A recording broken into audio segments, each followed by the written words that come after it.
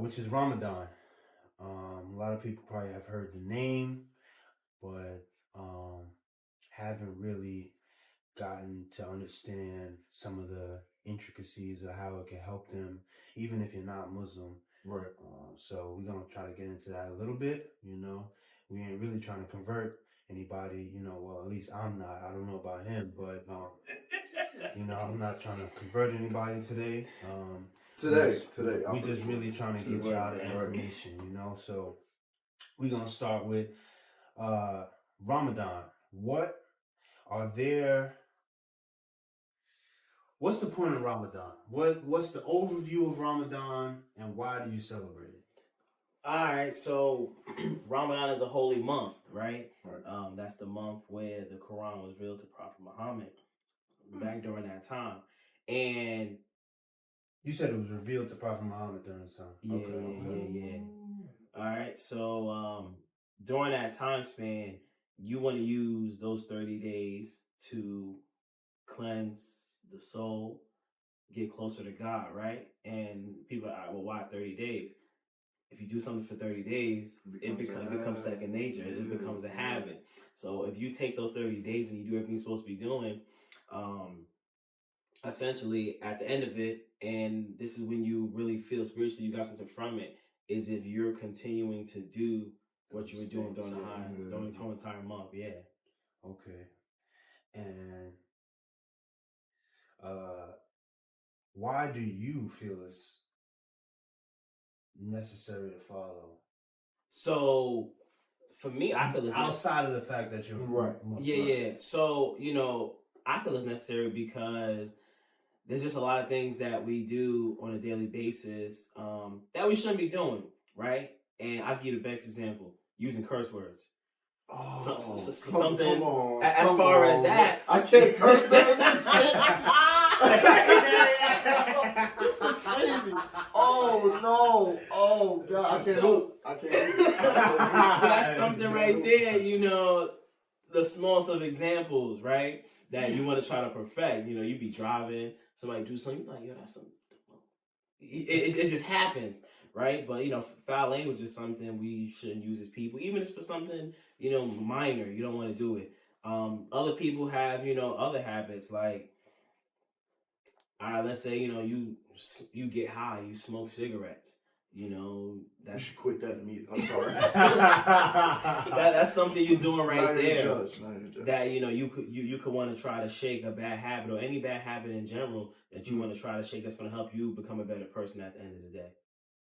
Okay, so and that's why I said that was part of the reason why I said that I was going to do it with you. Mm-hmm. Was to get rid of certain bad habits, and also I'm heavy on the diet. I was about to say, don't turn this into a Dr. CB segment, dog. we know it already. We get it. We understand. Okay. The God, Dr. CB, think, you know what I'm saying? We pray to. Well, I'm not going to be real easy for this man. He good. So, to get back to, because you have relationships with things, and that's what we're talking about. We have a certain relationship with curse words. We have a certain relationship with doing things that maybe we don't really benefit us, like maybe smoking cigarettes, maybe drinking, whatever the case may be for you. If you feel that it's not really benefiting you, then this is the time to really think about those things and try to start a pattern to removing at least some of those things out of your life. Yeah. So with as far as food, we have to understand that there's a relationship between food that maybe causes us to get out of shape, to become a glutton, and just pretty much overeat, because people tell you, yo, you're supposed to eat 3 times a day, you're supposed to have this, you're supposed to have that, you're supposed to have dessert, you're supposed to have, like, these things aren't necessarily necessary, and your body is able to tell you that if you give it time to really speak, and you create a relationship with it. So for me, I'm gonna take this time to not only am I doing the Ramadan, well, we're gonna break down what the specific some of the specific rules are as far as eating, but there's those rules, and then also I'm gonna take this 30 days to only eat raw foods. So I'm only eating no blueberry pancakes. No cooked food. Yo, no blueberry pancakes. I'm gonna need yeah. The last time he did something like this, he went on what you do, like a water only diet, that fruit diet. Only water. Someone was walking around fatigued. He takes 2 steps, lean over the counter like, oh man. I'm like, yo, what's wrong? Like, I'm just feeling kind of weak.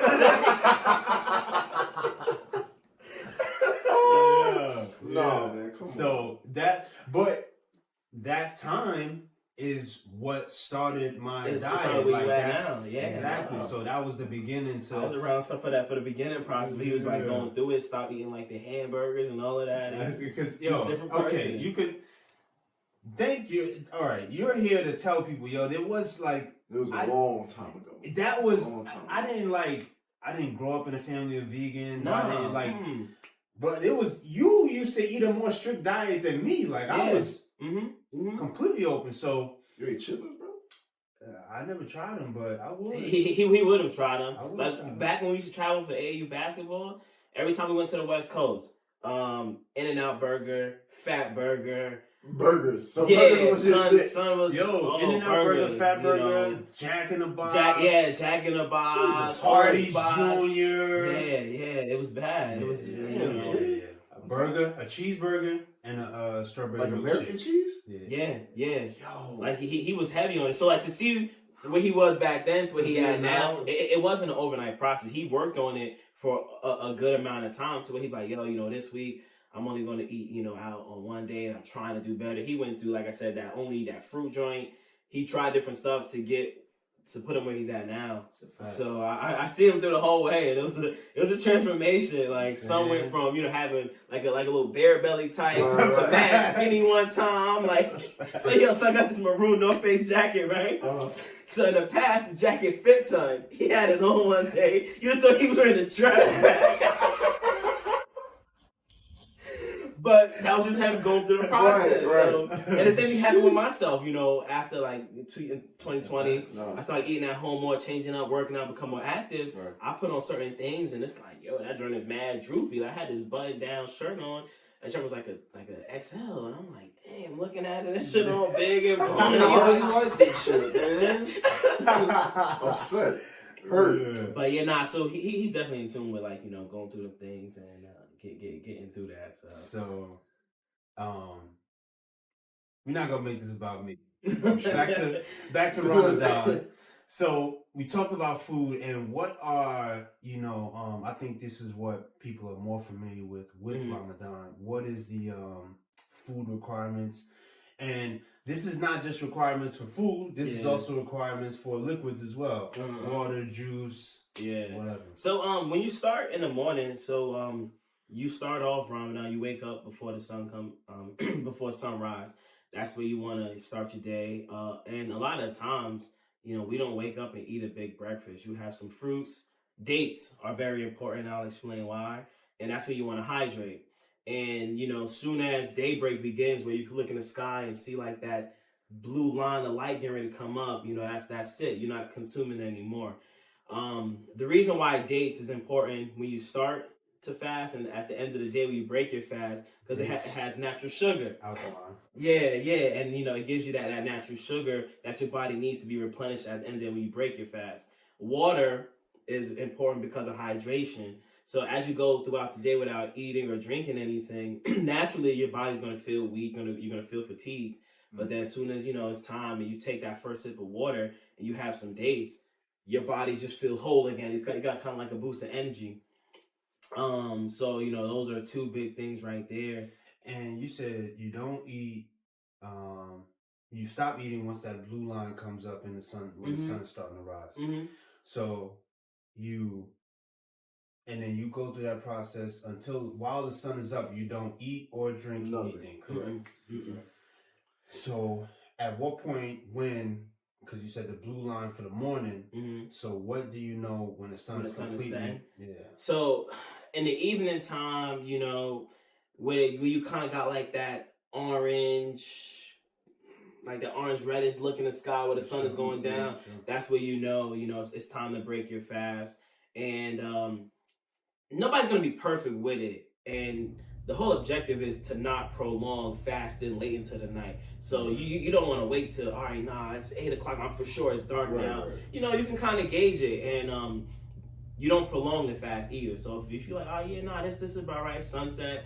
You know, you do what you got to do. You break your fast. You continue on into the night. Now, are there certain things other than dates? Because, you know, I'm new to this. I'm not CB, I'm not vegan. Yeah. I mean, so if you don't do dates, you know, fruits, any type of fruits give you that natural sugar, things like that. You got to be mindful because you're going a whole day without giving anything to your body. So you got to put back in what you're kind of losing throughout the day. So that natural sugar, things like that your body's going without. Okay. That glycemic level. Yeah. Glycemic is just simply, you know, a little information for the people. Glycemic levels, they talk about it on some of the bottles that you see with the natural sugars. That, this is a low glycemic level. Glycemic just tells you how quick that sugar is going to enter your body and spike your blood level. So when you've got these unnatural sugars, like, you know, you eat your certain cereals and certain things with high levels of sugar, as soon as they go into your bloodstream and they hike it up real high, and so you get maybe people who feel maybe pins and needles. Sometimes, you know, when you have those problems, you have you can get numbness in your body and your legs and things like that. So, you know, people with diabetes, I learned this from my father because he had diabetes at one time, and he started paying attention to these things. So that's something very important. But when you get the natural sugar that he's talking about that comes from dates and fruits, that stuff evenly goes into your bloodstream smoothly so that it's not a hike and you don't get some of those side effects. So we got that under wraps. We got how long? 30 days, no eating, no drinking during the daytime while the sun is up. What are, if you could share with us, some of the things that are important, that are most important to you, because it's what those things are, but it's also some of the things that I hope you're going to name in a minute, some of the other things that you're trying to work on during this process. You know, you're saying you're trying to get closer to God and closer to, you know, spirituality, being spiritual. How do you go about that process? What is the gauge, or you know? So for me personally, my thing is to go to the mosque a lot more during this Ramadan, because last Ramadan, was it? I think COVID, some of the COVID rules, COVID, we was good then, but because my work schedule, I worked in the evenings from 3 to like 1 in the morning, I could never really make it to the mosque. It wasn't until toward the end where I was able to catch a couple nights. But that's one thing for me that I want to, you know, do more of, because one, you know, you're around your other Muslim brothers and stuff like that. Two, you know, when you're in that environment, you know, you're around people who are looking to accomplish the same thing as you. So, you know, you'll feel that sense of support, a sense of brotherhood about we all essentially striving for the same thing during this month, during this time.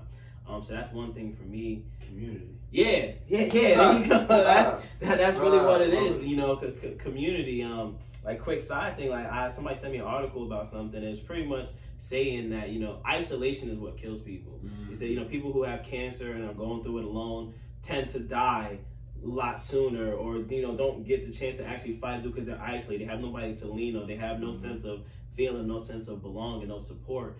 But you know, when you go to the mosque during this time, you know, when Ramadan comes about, the energy you feel it is different, because everybody's all, like I said, trying for the same thing, you know. So that's gonna be one thing for me. Human connection, man. Yeah.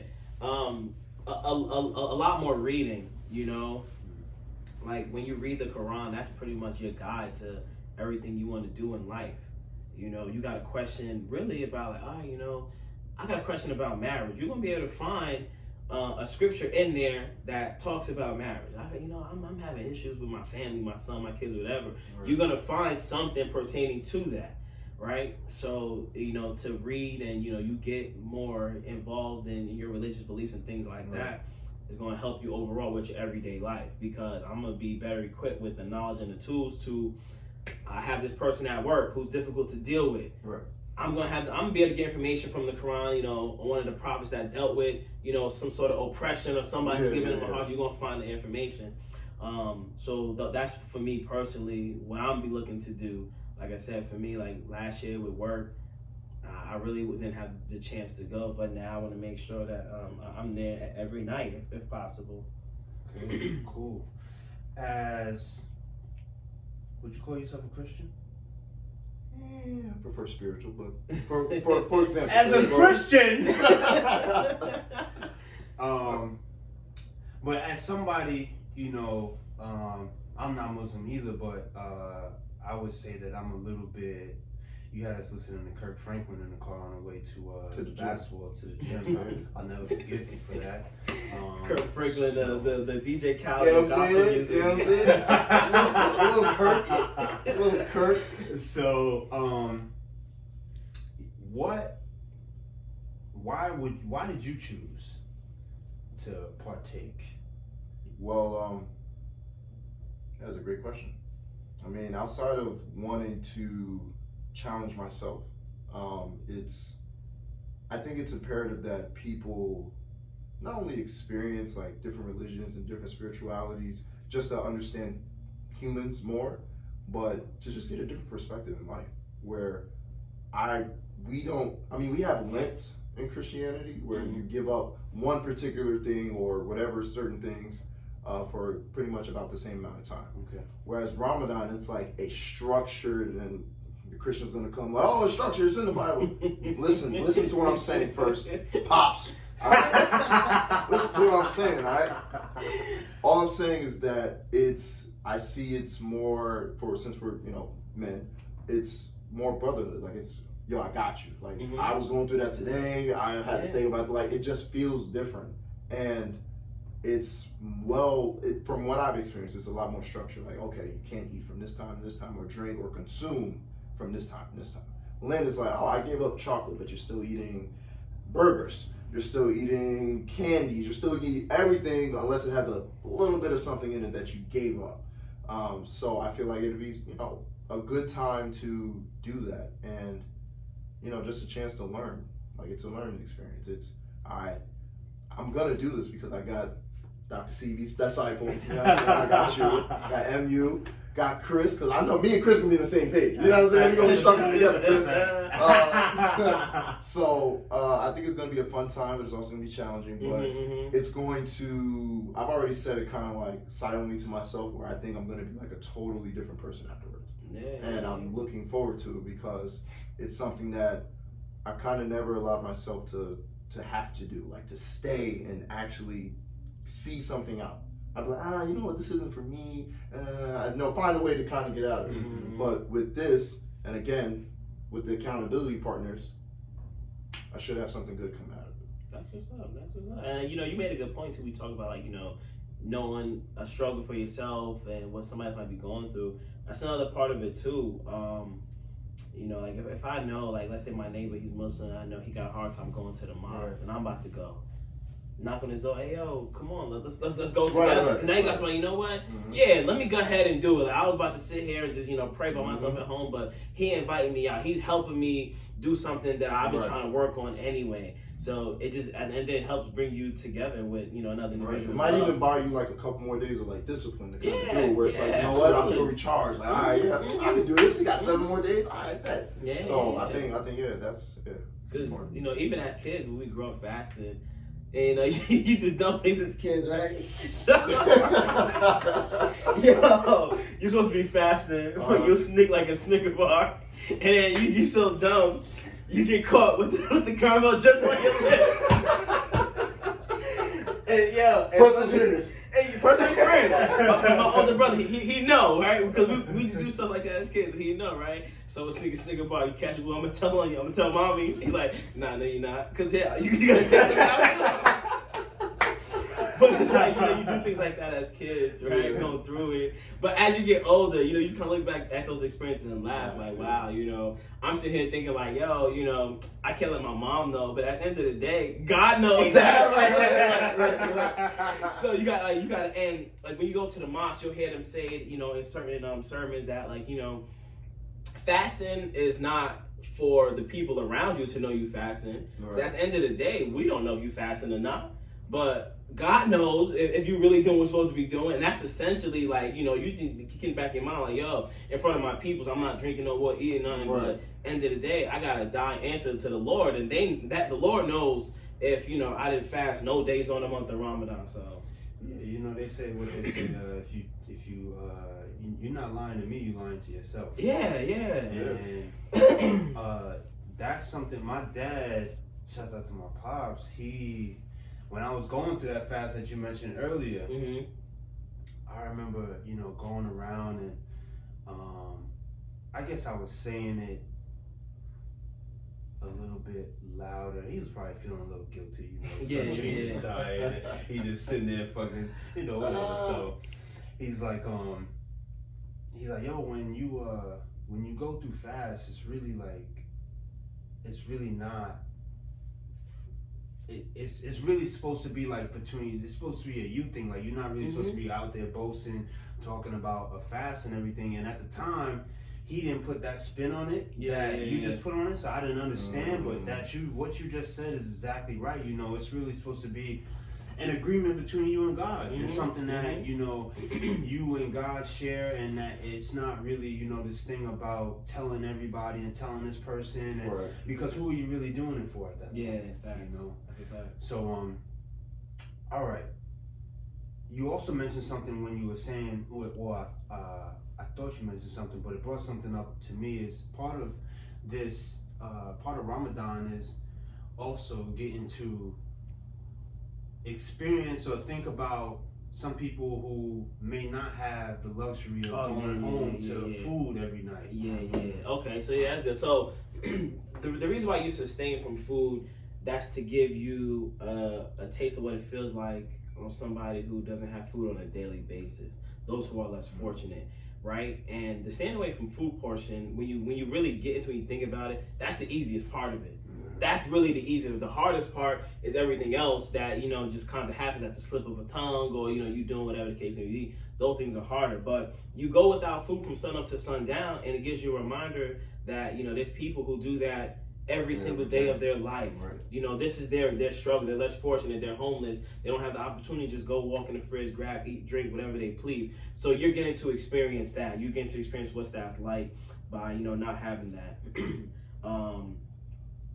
And then, like I said, it's everything else that's more difficult to do during this time.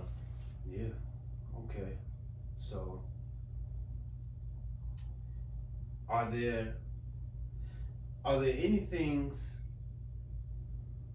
Is that a word? Is there anything that because he just mentioned some things like not cursing and. Right. And it's calling out everything. Those type of and I just mentioned how gonna eat all the raw foods. Is there anything personally that you're gonna add to this that you wanna kind of work on or abstain from? Yeah, definitely the cursing. I don't particularly use the female dog version of the curse word, but for some odd reason, it's been an increased usage. This last 3 weeks, it's really bad. But no, like cursing, I've already been doing pretty good with fried foods, but I want to be like completely. I've been doing like 1 day a week, or like I'll let myself have it maybe 2 times, but I'm gonna do that completely out of the picture. And then probably just being consistent with the work. Like, not just saying, all right, I'm gonna do it for like a couple hours, or I'm gonna read a couple pages today. Just kind of getting lost in it, like allowing myself to be consumed with something else that I'm not typically consumed of, and not giving it like a timetable. All right, 1 hour of this, 2 hours of this, 3 hours of this, but just actually engulfing myself in it. And probably social media too. That's a big one. Definitely gonna reduce that to. And I've been slowly easing off of except for when you was laughing crazy the other day. But I've been kind of like backing off the posts of just random whatever I'm doing, whatever I'm thinking, and like it being either Jimmy and me, the podcast, or whoever might have been on the podcast recently. So that's gonna be my only way of like accessing social media during this time. It's like, is it for the community? Catch myself. All right, get off. You post it, get off. So that's gonna be something I'm gonna incorporate too. Okay. I'm glad you brought that up because that is, I'm sure that a lot of people Death can scrolling, man. say that. Well, you said what? Death scrolling. Yeah. Oh yeah. Spin of death. So a lot of people can probably relate to that and can understand that that may be an issue for them. You know, I myself have gone periods of just deleting the app and getting off, and you know, just to again make sure that my relationship with this thing is intact. I'm controlling this thing when I want to control it, how I want to control it, and it's not controlling me. So during this time, you know, if this sounds like something that you're interested in, definitely I would recommend that for a lot of people, at least a lot of people that I know personally. It's gonna be tough for a lot of people. It's gonna be hard. You know, if I would say if you're not on there really doing something like promoting something, Probably doing not. something business wise, if it's just for time to see what Shade everybody room. else is doing and what Reposting the same pictures of another female. Justin we think is LeBoy, bad. you know what I'm saying? yeah, all of these things, which you know, God bless all of those entities. But you know, these things can take advantage of you, and they can take a hold of you in ways that you necessarily don't benefit from. So if you can sustain from that during this time, I think it'll be very beneficial for you. Also, I wanted to get to the cursing thing just a little tad bit on that. It's there's certain things that I've done in my own life to try to enhance my vocabulary. So there was a time where I was reading dictionary, writing down words in the dictionary. Shout out to after I read the autobiography of Malcolm X. That's how he learned and got his vocabulary up. So I started doing it. I didn't do the whole, you know, but you know, different things. Whether I'm reading a book, and that book, like I'm currently reading a book, and it has a lot of words and things that I'm not familiar with because it's based off of a concept that I'm new to. And so I got a book, notebook I got with